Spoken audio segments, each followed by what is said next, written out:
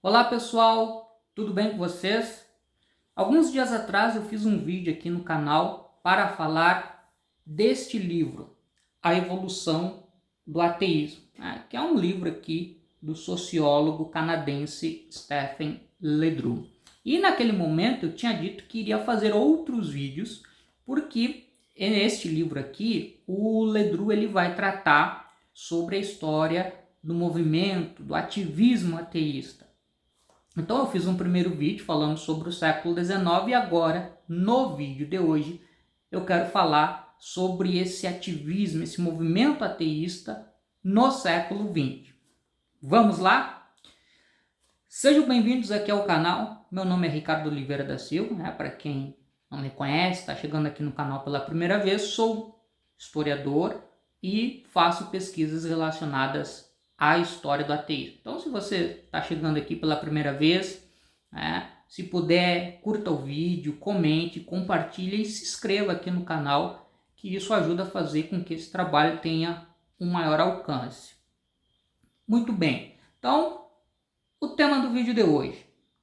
Anteriormente, eu falei em relação ao livro aqui do Stephen Ledru sobre as origens do movimento ateísta no século XIX nos Estados Unidos e na Inglaterra, que é um movimento que surge dentro da esteira de pensar a construção de um novo mundo baseado em valores iluministas, racionalistas, seculares, em torno da questão da liberdade, da igualdade, do progresso. Então nós vamos ter a criação de movimentos, que na época inclusive se chamavam de livres pensadores. E aí eu destaquei duas figuras, duas inglesas. Uma foi o Oleocar, que é pioneiro aí na construção do movimento secularista na Inglaterra de meados do século XIX, e a outra figura é o Bradlaugh, que é uma liderança que surge, uma geração posterior. E essas duas figuras elas vão entrar em conflito, vão entrar em conflito em decorrência da discussão sobre quais os objetivos do movimento secularista, que trazia ali um número de pessoas que se definiam como ateias, e quais os meios, de que maneira se alcançariam os objetivos que se almejavam. Então, a ideia era lutar pelo progresso, pela ciência, pela razão, ou trazer essa discussão juntamente com uma ideia de igualdade, de justiça social, de reformas econômicas.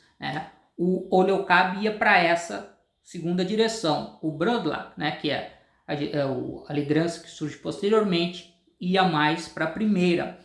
E havia também, enquanto o Oleocar achava que era necessário criar laços, alianças com outros grupos da sociedade para alcançar seus objetivos, o Bradlaugh ele era mais restritivo, pensando que esse ativismo deveria estar focado em pessoas ateias, enfim, mais próximas desse perfil. Bom, o que acontece?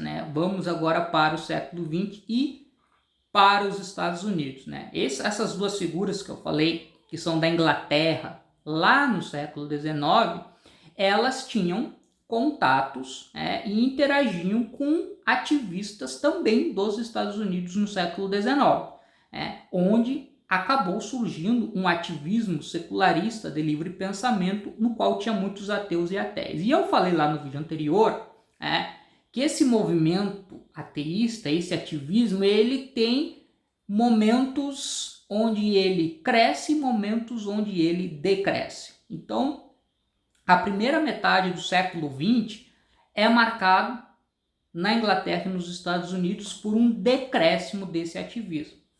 Pensando agora nos Estados Unidos, nós vamos ter, na segunda metade do século XX, uma retomada desse ativismo.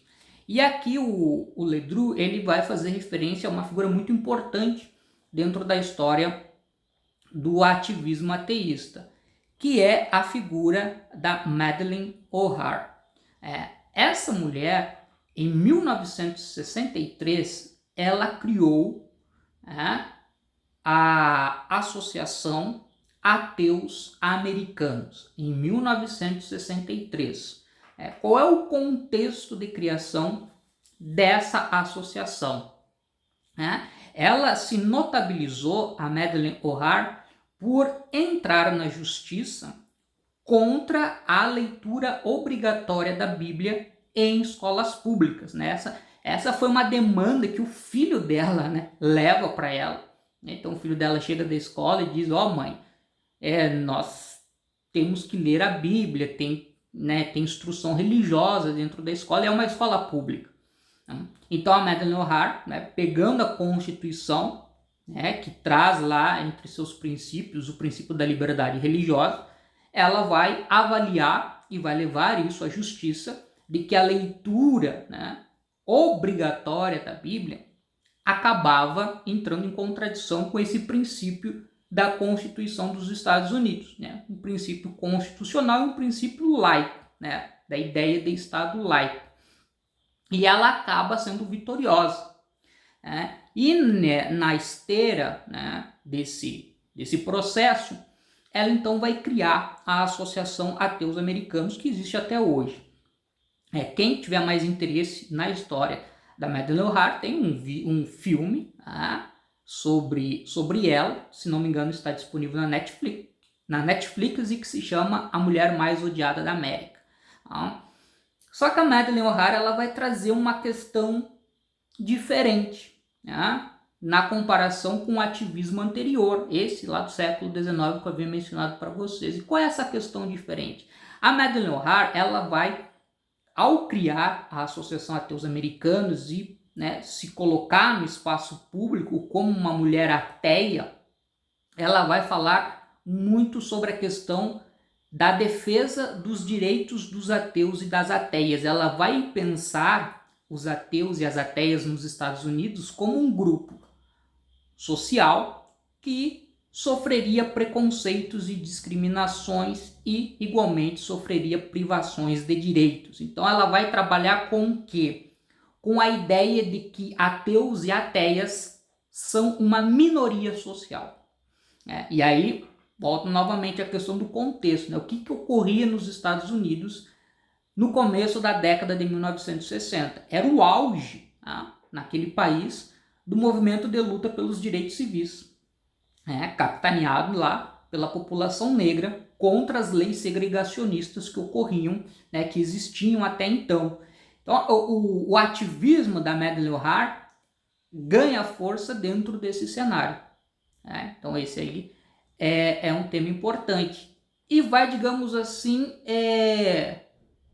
se diferenciar do que ocorria anteriormente, com aquela ideia de que os ateus e as ateias, lá no século XIX, seriam uma espécie de uma vanguarda, que estaria se destacando na luta pela construção de um mundo melhor, de um outro mundo, o mundo dos valores iluministas. O que a Madeleine O'Hara traz é pensar os ateus e as ateias não como uma vanguarda, mas como uma minoria social que sofre discriminações, preconceitos e tem privações de direitos.